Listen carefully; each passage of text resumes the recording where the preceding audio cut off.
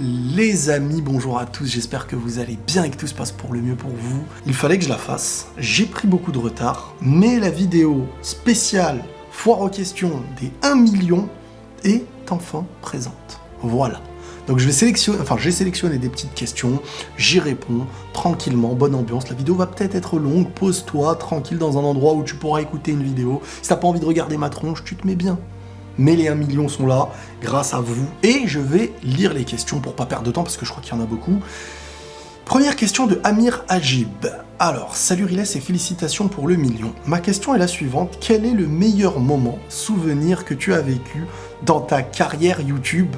Et aussi, souhaites-tu un jour faire des lives en parlant directement avec des abonnés, faire des débats, etc. Et la paix sur toi. Merci mon frérot. Alors, dans l'ordre, quel est le meilleur moment ou le meilleur souvenir que j'ai pu vivre dans ma carrière YouTube? Alors, il y en a beaucoup, il y en a beaucoup.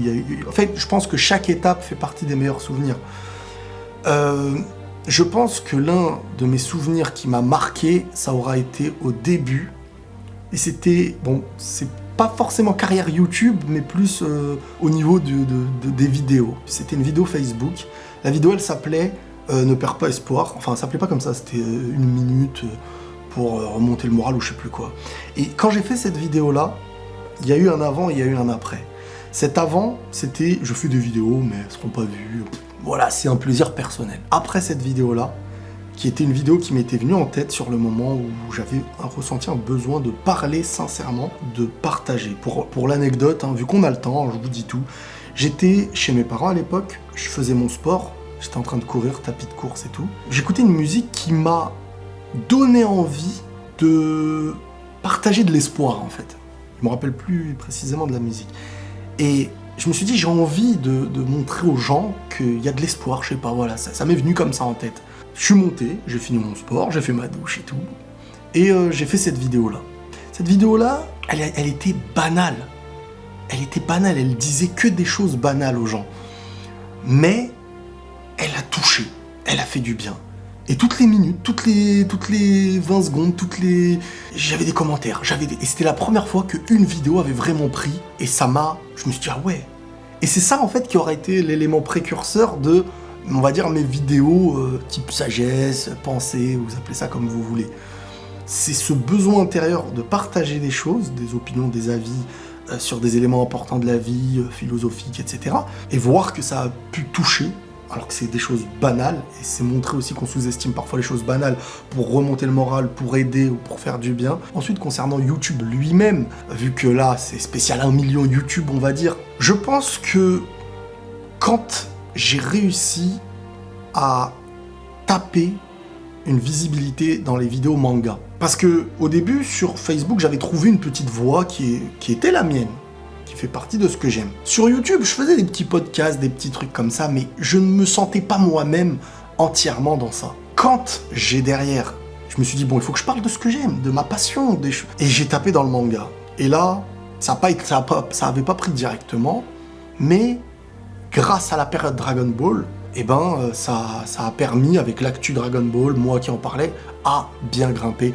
Et là, j'ai senti que mes vidéos manga apporter une visibilité, apporter des retours, étaient suivis. Et faire des choses liées à sa passion et que ça plaît de l'autre côté, là j'étais bien. Donc voilà, mes moments, des souvenirs, mes meilleurs, on va dire, ça a été quand je me suis rendu compte que je pouvais, de ma passion, faire quelque chose qui avance et qui réussit et qui marche. C'est au top. Et est-ce que je souhaite un jour faire des lives en parlant directement avec des abonnés, etc. Oui, ça peut être intéressant, j'ai jamais fait ça en direct avec les gens, mais pourquoi pas, après les 1 million, faut évoluer, faut inventer des choses, on va dire. La deuxième question de Warzeti. Bonjour Riles, félicitations pour les 1 million. Est-ce qu'il y a des personnes qui t'ont inspiré pour commencer YouTube? Et si oui, lesquelles? Alors, j'ai pas été inspiré par des gens. En fait, c'est pas sur YouTube que j'ai trouvé mon inspiration. Mais sur YouTube, j'ai vu que des gens pouvaient faire, j'ai envie de dire, ce qu'ils avaient envie. Je sais pas si vous voyez ce que je veux dire. Et j'ai utilisé cette idée de pouvoir faire ce que tu as envie avec moi et mes inspirations de ma vie. Mais des personnes qui m'ont inspiré pour commencer YouTube, non, j'ai des choses qui m'inspirent dans la vie pour moi, pour ma personnalité, pour ma foi, pour commencer YouTube, non, parce que j'ai eu ce besoin. En fait, quand on regarde les choses par rapport au passé, je suis un gars qui avait un Skyblog, qui partageait des écrits, des proverbes, des trucs comme ça. J'ai eu ma période où je postais mes vidéos de foot. J'étais vraiment un gars qui avait envie de partager. Ça se voyait depuis longtemps. Donc en fait, YouTube n'aura été que la continuité des réseaux sur lesquels j'avais partagé avant. Même si passer le palier de la vidéo, ça, au début, c'était pas le truc que j'aurais pensé, parce que moi je suis pas quelqu'un qui m'affiche en vidéo à la base, hein. Même en photo à des étrangers, des fois, voilà, j'avais un peu du mal. Mais petit à petit, il y a eu ces paliers qui ont été franchis, et je ne regrette pas. David, salut Rilas, félicitations pour ton 1 million d'abonnés, dis-moi, pourquoi ne monétises-tu pas systématiquement tes vidéos, et pourquoi ne fais-tu pas davantage de partenariats? Sache que cela ne nous dérangerait pas. Bon après, ça dépend de qui déjà. Alors, mes vidéos sont monétisées. Juste, j'ai toujours fait en sorte que ce soit pas une monétisation qui perturbe le viewer. C'est-à-dire qu'il n'y avait pas de pub au milieu. Quand tu commences ta vidéo, voilà, tu sais que tu vas la regarder jusqu'au bout. C'est ça, moi, que j'ai toujours voulu. Avant, je retirais même la pub du début et je laissais parfois que celle de la fin. Mais il n'y avait presque pas de pub qui coupait de vidéo. Enfin, il n'y avait jamais de pub qui coupait, à part quand YouTube le mettait lui-même et j'avais pas capté. Donc en fait, moi, maintenant, ce que je fais, c'est qu'il y a la petite pub du début et une à la fin pour celui qui a envie, vas-y, de te soutenir jusqu'à la fin. Mais je ne mettrai pas, pour l'instant, et peut-être qu'à l'avenir, je sais pas, hein, je vous promets jamais les choses à l'avenir, je vous parle toujours au présent, de pubs au milieu qui viennent à couper. Je suis déjà tombé sur des vidéos où il y en avait 4, 5, 6, 7, moi ça me perturbe. Je sais que ça perturbe des gens, je viens pas à juger la personne qui fait ça, mais je préfère assurer la visibilité de ma vidéo, même si c'est 5 ou 10 personnes en plus, parce que si je parle, si je fais ces vidéos-là, c'est pour qu'elles soient vues, c'est pour qu'on m'entende dans ce que je dis. Donc, il y en a, ils préféreront perdre une visibilité, gagner en monétisation, d'autres qui préfèrent... C'est un choix, et puis voilà, moi je suis pas... Il n'y a pas de truc tabou en mode « Oh, s'il veut faire de l'argent, c'est que... » Non, peut-être parce que j'ai moins de problèmes au niveau financier que certains peuvent l'avoir, donc eux, ils mettent une priorité dans quelque chose que là où moi, je ne mettrais pas peut-être cette priorité. Mais ça me permet de bien avancer, donc en soi... Pourquoi je vais essayer de gratter plus en nuisant un petit peu à ce que moi j'ai pas envie de nuire. Donc ma vidéo, dès que tu la commences, il y a une pub peut-être au début, mais après tu la regardes tranquillement.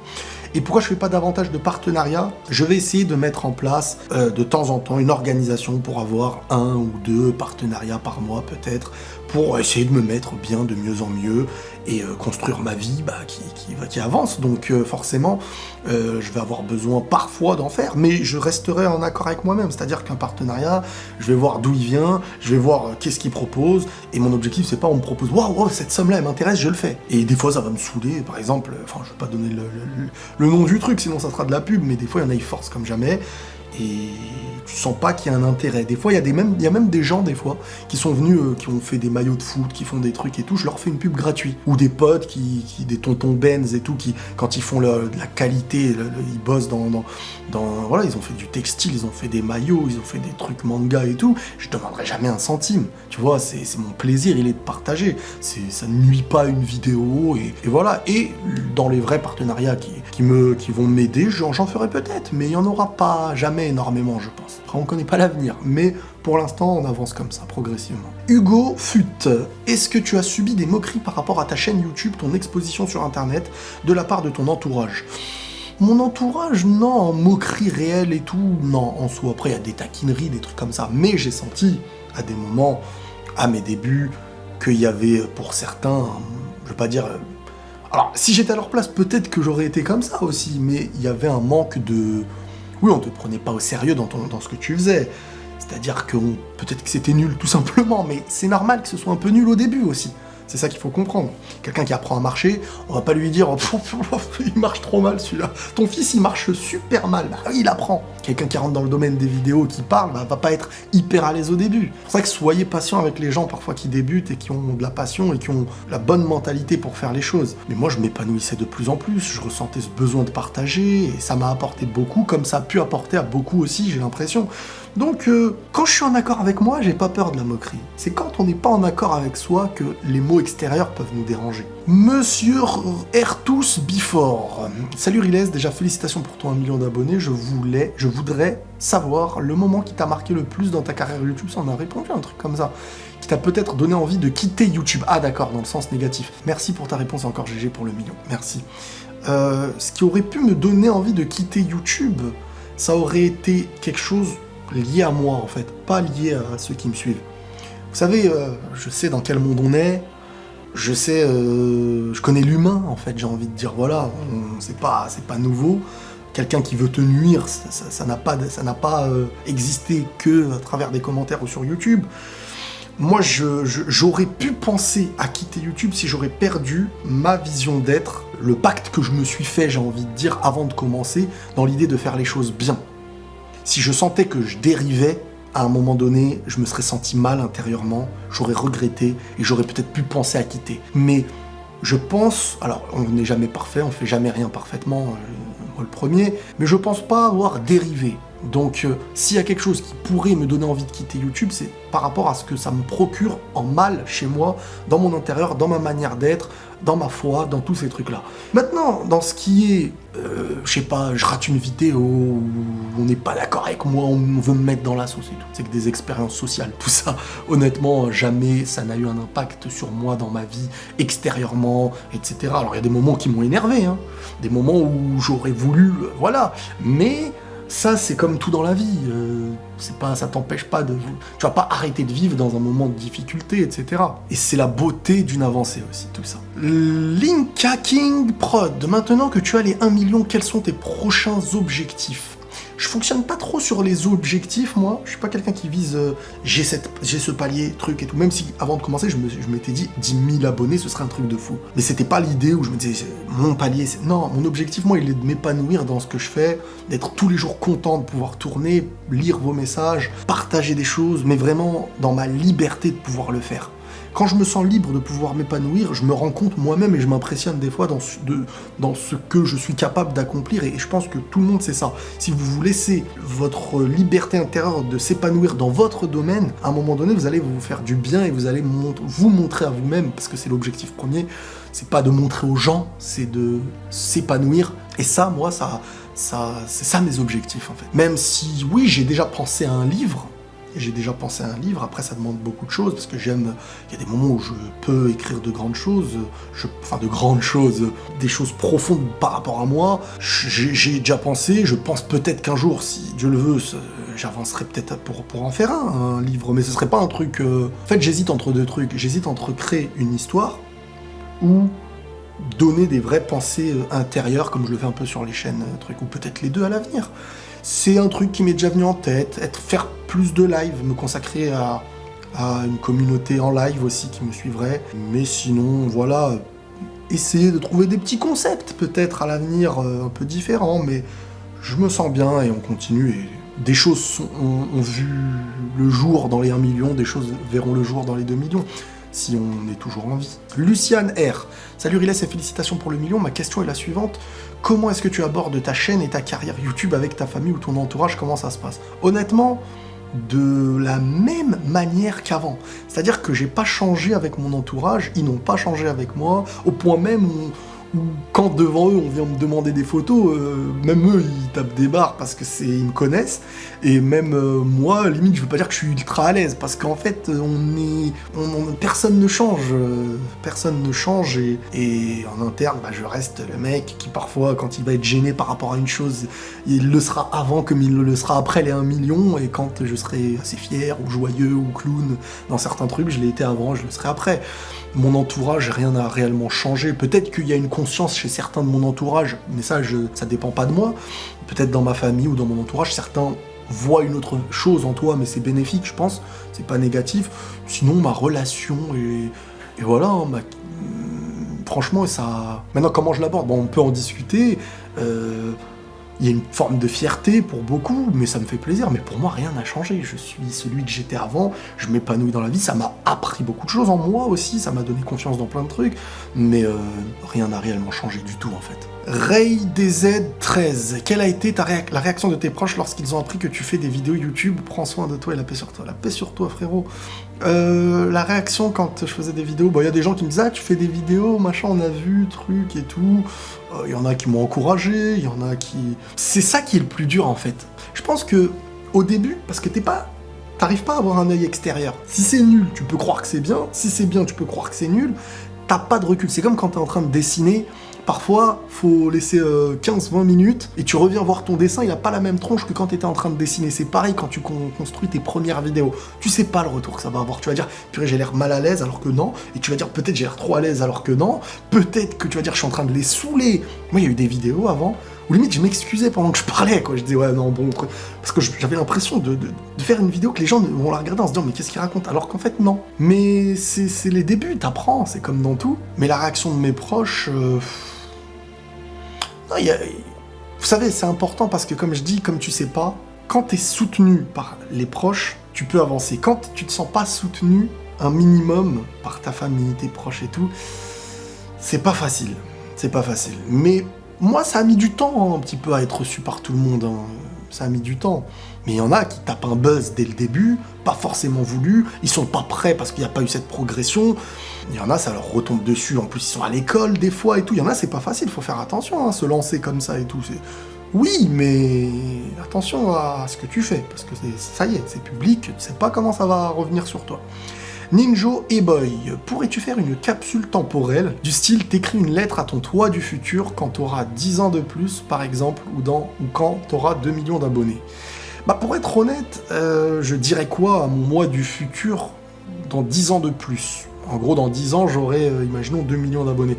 J'espère que les choses auront bien avancé, mais humainement, en fait. C'est-à-dire, même si j'ai perdu des abonnés, je dirais à cette personne, tu les as peut-être perdus, enfin, le moi du futur, tu les as peut-être perdus, mais tu restes gagnant. Que un mec, un Riles du futur qui a fait 2 millions, voire 10 millions, où je lui dirais, t'as peut-être fait 10 millions, frérot, mais t'es pas resté sur la ligne de conduite qu'on voulait, quoi. Enfin, con. Il y a plein de Riles, quoi. Et au final, t'es perdant, frérot. Parce que t'as gagné temporairement, mais c'est pas le temporaire le plus important. C'est qu'est-ce que tu construis. Et est-ce que c'est toujours une avancée? Et l'objectif, c'est que ce soit une avancée. Donc dans 10 ans, je me dirais, est-ce que j'ai avancé dans 10 ans? Est-ce que celui qui était dans le passé n'est pas meilleur que toi, parce que là, ce serait un échec total, en fait. Et voilà, et c'est ça la vie. Et qu'est-ce que j'aurais bâti? Est-ce que j'aurais une famille, des enfants? Dans quel état d'esprit je serais, émotionnellement, dans ma foi? C'est ça qui serait important dans 10 ans. Je lui dirais, c'est bien ce que tu fais dans tes vidéos, mais est-ce que, toi, tu t'es développé de plus en plus? Voilà ce que j'aurais dit. Isaac News 76 Soldats. Énorme félicitations pour le million, ce moment restera gravé dans tes souvenirs, mais aussi pour nous qui te suivons. Et c'est particulièrement ton sens de l'analyse et de l'expression de tes ressentis qui te glorifie. Merci. Du coup, qu'est-ce qui t'a permis d'aussi bien t'exprimer, que ce soit sur le foot, que sur des sujets de société, de vie, etc. Moi, jusqu'à aujourd'hui, je n'ai jamais estimé que je m'exprimais super bien, que j'avais de superbes analyses. Moi, j'estime pas ça. Maintenant, c'est vrai qu'il y a des gens qui estiment que tu es à l'aise dans tel truc et tout. C'est très dur de parler de moi en essayant de trouver... de m'auto-glorifier, quoi. Qu'est-ce qui m'a permis de bien m'exprimer sur ces choses-là? Moi, je pense que c'est l'habitude. Une première vidéo, ou un premier débat, ou une première analyse ne sera jamais parfaite.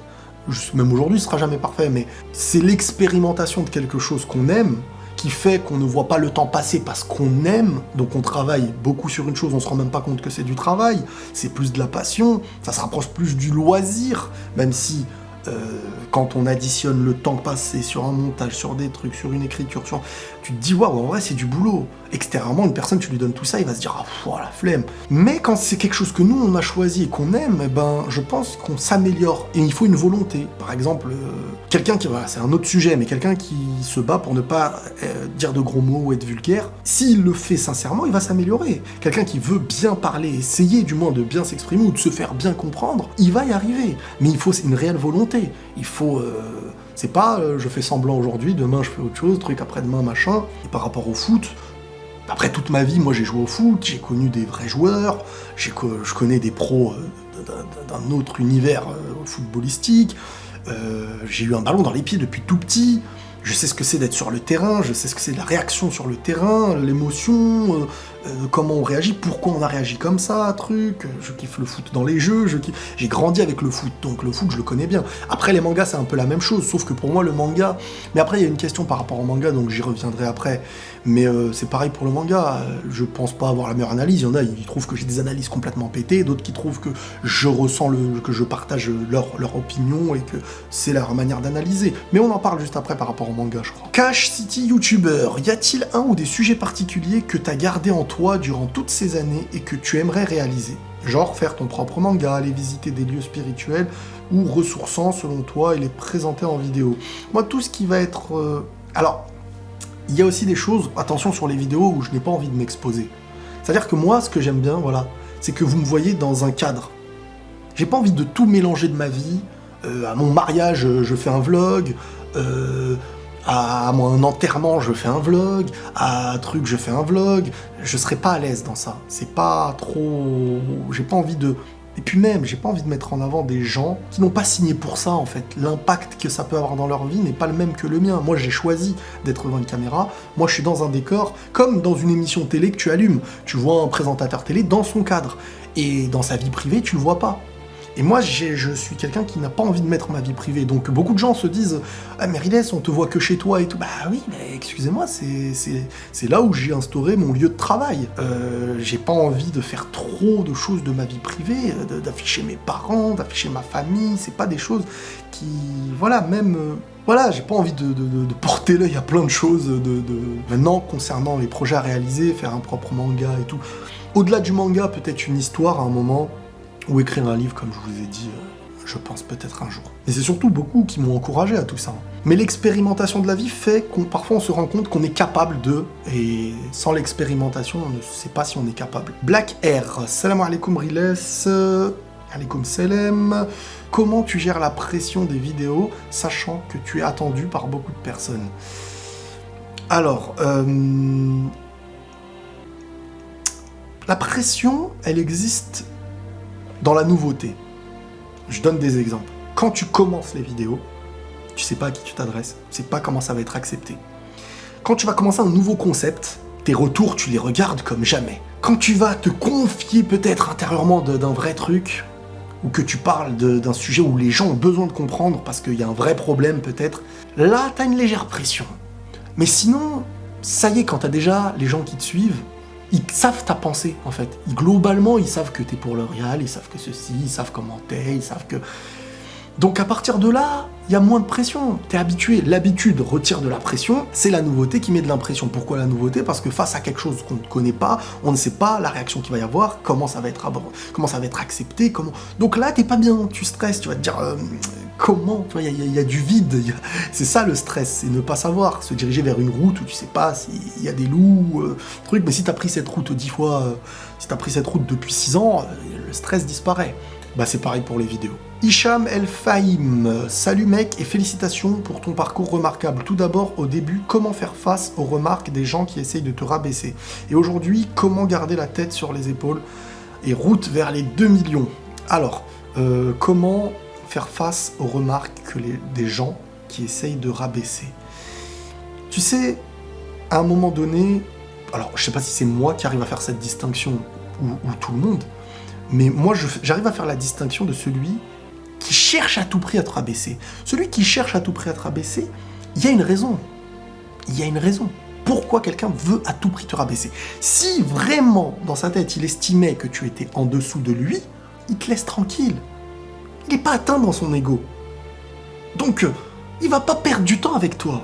Il va perdre du temps avec quelqu'un qui le dérange. Pourquoi ça le dérange? Souvent parce qu'une personne est atteinte dans son ego.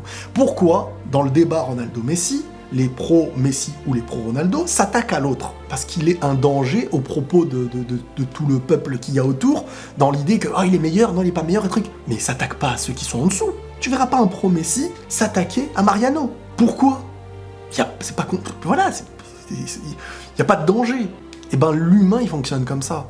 Celui qui force pour te rabaisser, à un moment donné, il te prouve que tu es un danger à son ego. Pourquoi ? Soit parce qu'il ne s'estime pas assez, soit parce que il aimerait être là où tu es, soit parce que ce que tu dis dérange. Donc, face à ça, t'as pas à être rabaissé, à te sentir plus bas. Ensuite, il y a celui qui vient et qui estime que tu as tort en t'expliquant les choses sans chercher à te rabaisser. Et lui, bah t'as pas à te sentir mal parce que tu discutes et t'as le droit d'avoir tort et il a le droit d'avoir raison. Donc déjà, ça, il faut le comprendre. Il faut faire intervenir la raison dans quelque chose qui souvent fait naître des émotions. Maintenant, c'est pas toujours facile. Hein. Quand t'es humilié par des milliers de personnes, t'es en tendance... en plus, on ment sur toi, parce que c'est la première stratégie de celui qui veut te rabaisser. C'est de te faire dire ce que t'as pas dit. D'utiliser une phrase et la réutiliser plein de fois pour faire en sorte qu'il est ridicule. Celui qui n'a pas vu ta vidéo ou qui ne t'a pas écouté aura une facilité à croire celui qui cite quelque chose que tu as dit, mais que tu n'as pas dit, en fait. Donc il va dire « Riles a dit ceci ou cela ». Et l'autre va dire « Il a dit ça, il a dit ça, il a dit ça ».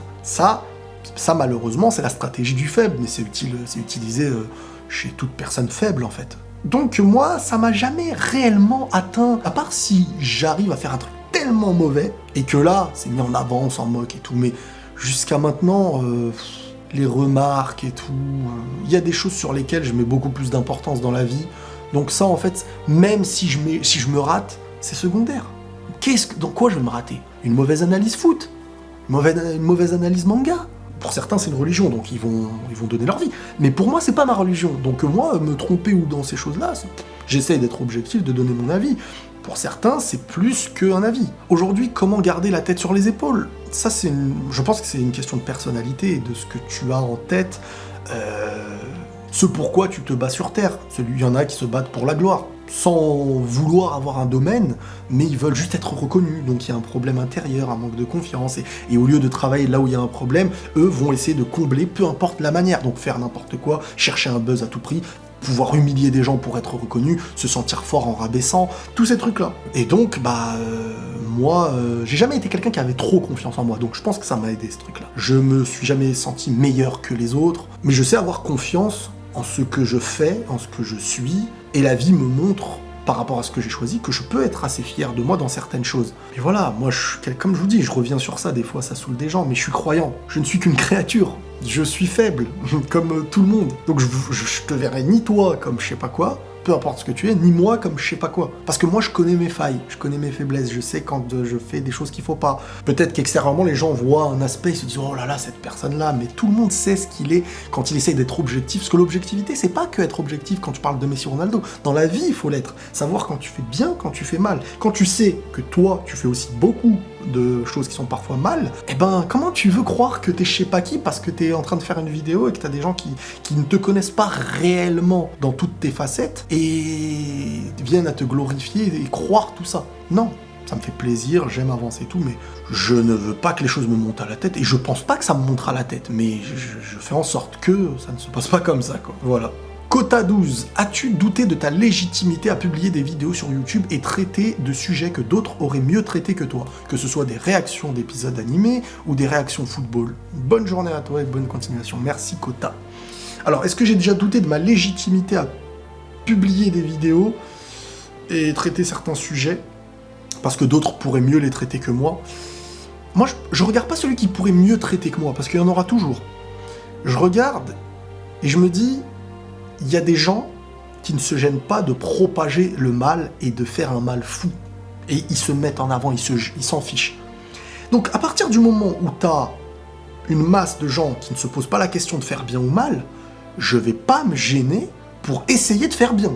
C'est ça que je me dis. Ça veut dire que si tous ceux qui veulent faire bien se taisent, faut pas croire que ceux qui veulent faire mal vont se taire. Comme on dit, pour moi, le pire, c'est pas que il y ait des mauvaises personnes qui fassent des mauvaises actions dans la vie. C'est que les bonnes personnes se cachent de faire le bien. Et quand je dis se cachent, c'est pas dans l'idée de montrer qu'ils font du bien, c'est dans leur volonté de le faire. Et attention, quand je dis le bien, le mal, c'est pour mettre des mots et que vous compreniez bien ce que je veux dire. Mais il y aura toujours pire, en fait. Et ceux qui feront pire, ils vont pas se gêner. Donc faut pas se gêner, vous aussi, d'essayer de faire bien. Voilà ce que je veux dire. Maintenant, quand on parle des réactions d'épisodes d'animés, etc., il y a un truc que je remarque en France, et j'ai trouvé très très peu ce côté-là, c'est qu'en France, je trouve qu'on passe à côté de quelque chose dans les mangas. On a trop une vision qui manque de spiritualité parfois. On manque de recul sur une symbolique. Quand un auteur ou un mangaka, etc., il veut nous présenter quelque chose, il faut connaître la psychologie japonaise et philosophique en fait. C'est hyper important quand on te crée un personnage. Il y a à travers l'histoire, à travers un combat, à travers le vécu, à travers des émotions, etc., une volonté de transmettre quelque chose. Et nous, en France, on a un problème, c'est que on prend pas le truc comme l'auteur voudrait qu'on le comprenne. Nous, on est là, alors, soit on fait qui est plus fort, on est les pros de ça, mais quand on est petit et tout, c'est pas grave, c'est normal, mais on rejette l'élément de base. C'est comme si quelqu'un te fait un texte, je sais pas, un texte d'amour, je sais pas, un texte d'amour ou une poésie ou un texte, quelqu'un qui écrit avec le cœur, qui veut te montrer qu'il t'aime, par exemple. Et que toi, tu t'arrêtes sur une mécanique. Tu t'arrêtes sur des choses en parlant de logique, en te disant non mais parce que ceci ou cela veut dire que... Et on rejette tout ce qui est émotionnel, on rejette tout ce qui va être profond, voilà, c'est ça le mot que je cherchais. On rejette toute profondeur. En France, on est beaucoup, quand on analyse une œuvre, on rejette la profondeur. Si on en parle, c'est pour dire ouais, non, bon, allez, hop, salut. Et c'est là pour moi le problème. Donc moi j'ai rarement vu des gens, par exemple quand on va parler de Naruto, qui s'arrêtent sur la profondeur de Naruto. On peut parler 5 heures, ne serait-ce que du vécu d'un personnage. Quand j'entends des « Oh, c'est un enfant gâté, oh, truc », je me dis « Mais on passe à côté de tout ce qui a été écrit, de tout ce qui a voulu être montré, de tout ce qui... » C'est pareil avec SNK et tout, quand tu vois des fois des gens voir ton personnage pleurer, et c'est comprendre le vécu, tu les vois, ils sont là « Non, mais truc, c'est pas logique, un être humain, machin. » Je me dis... Mais après, je pense que c'est aussi chaque être humain, il a sa manière de s'ouvrir à une pensée. Certains vont être beaucoup plus scientifiques, certains vont être beaucoup plus philosophiques. C'est la richesse, en fait. Et c'est pour ça que j'ai toujours dit qu'il n'y a pas une analyse qui est bonne. Il y en a qui sont fausses, mais il y en a plusieurs qui seront bonnes aussi. Ça, c'est un truc que j'ai très peu vu en France, le fait de pouvoir bien analyser la profondeur d'une œuvre, avant de parler mécanique. C'est comme je connais quelqu'un sur Instagram qui fait des pâtisseries, et il veut m'offrir une pâtisserie, il a déjà fait des pâtisseries avec certains, il demande aux gens pour faire une pâtisserie à leur image. Il dit pas juste quel goût tu veux manger, il te dit quelle est ta couleur préférée, quel est ton univers, pour connaître la manière dont il veut créer sa pâtisserie. C'est comme un tableau. Dans un tableau, il y a une profondeur.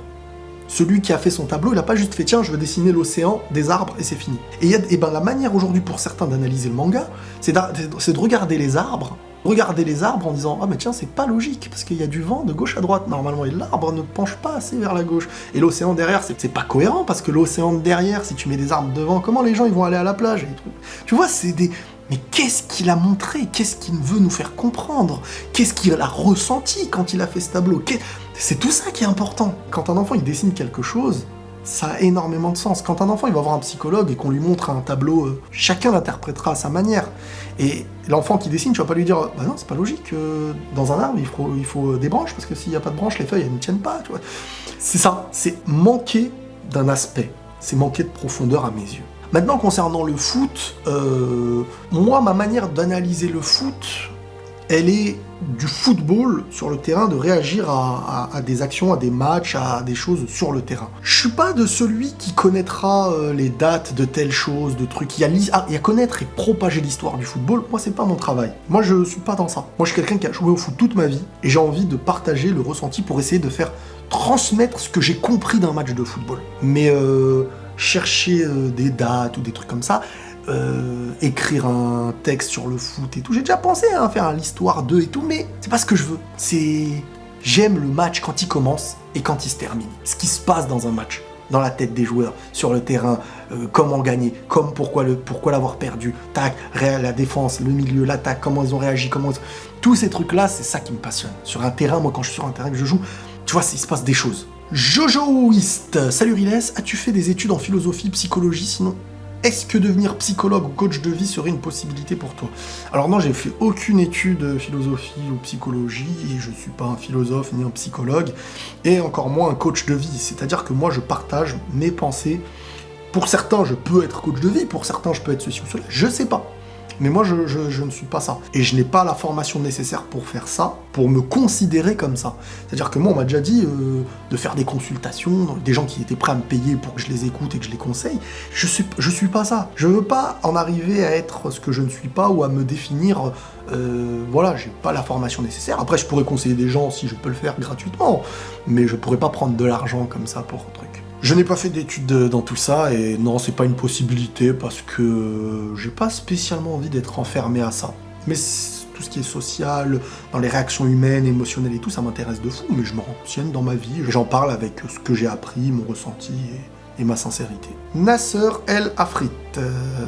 Force à toi, cher frère, surtout ne change rien et reste authentique. Ma question est la suivante. Quelles étaient tes plus grandes erreurs dans ton parcours, et qu'as-tu appris d'elles pour t'améliorer? Bonne continuation. Inch'Allah. Alors, ce qui me vient en tête, c'est pas des erreurs quand je me suis lancé, c'est des erreurs quand je me suis pas lancé. Parce que il y a des vidéos qui ont eu un succès de ouf, en haut de toutes mes vidéos, qui ont été des vidéos à deux doigts de pas les faire. Mon erreur, elle est d'avoir pas fait certaines choses que j'aurais pu faire, mais pas dans le fait d'avoir fait des choses que je regrette. Parce que globalement dans mes vidéos, même si je me trompe, même si je dis pas un truc qui... Globalement, j'ai quand même eu la volonté de chercher une objectivité, c'est comme dans la vie, alors on ne parle plus parce que sinon... Après, si je ne sais pas de quoi je parle, je vais pas parler. Mais globalement, j'ai pas de vidéos, de trucs où je vais me dire mes plus grandes erreurs et qui m'ont appris. Non, ce qui m'a appris, c'est quand j'ai fait alors que je n'allais pas faire.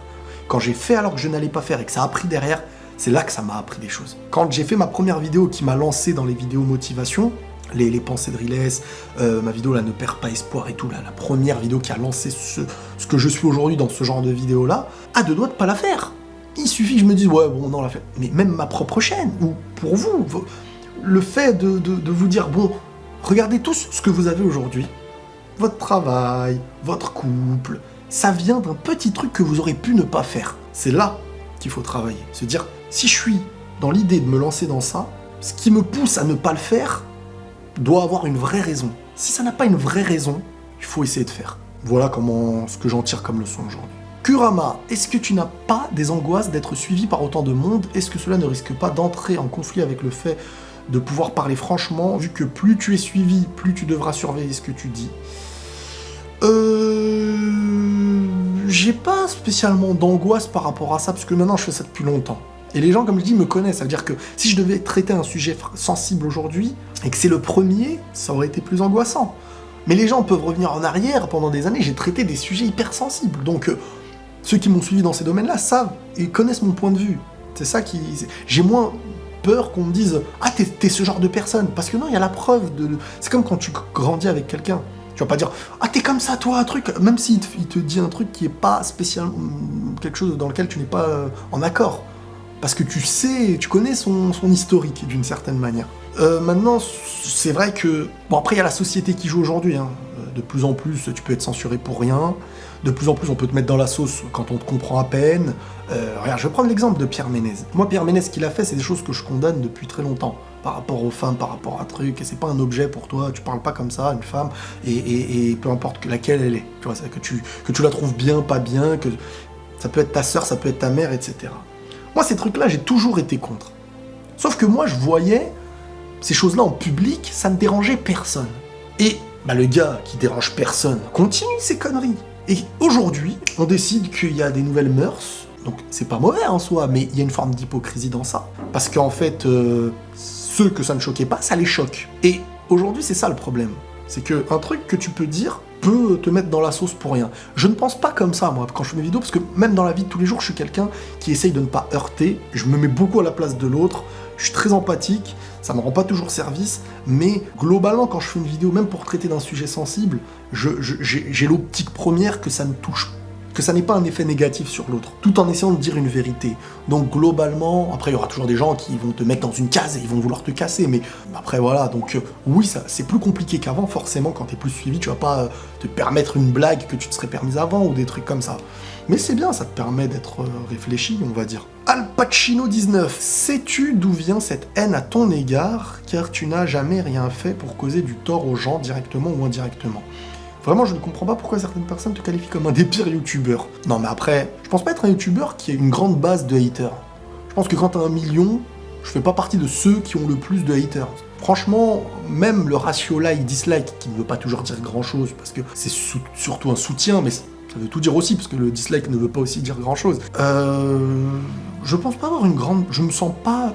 de toute ma vie, pour l'instant, j'ai jamais vu un seul gars, en vrai, hein, qui est venu me dire un sale truc par rapport à mes vidéos, ou ce que je suis. Maintenant, oui, sur les réseaux, forcément, il y a un engrenage. Quand t'es dans un endroit où il y a 100 personnes qui sont en train de t'insulter, dans les 100, il y en a peut-être 40, voire 30 qui, au fond, t'aiment bien. Peut-être plus même. Mais, dans la masse, ils se disent il verra pas ce message, truc, allez, viens, on le termine. Comme moi, il m'est arrivé de terminer des joueurs à des époques sur Internet, sous leur page, sans me rendre compte que si la personne lisait, ça pouvait déranger.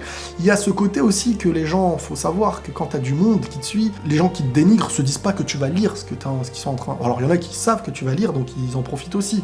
Mais moi souvent, avant je me suis jamais dit qu'on pouvait être jaloux de moi. Mais j'ai vu de mes yeux des choses qui ont montré cette forme de jalousie, pas parce que je suis meilleur qu'eux, mais c'est parce que eux ne se connaissent pas eux-mêmes en fait.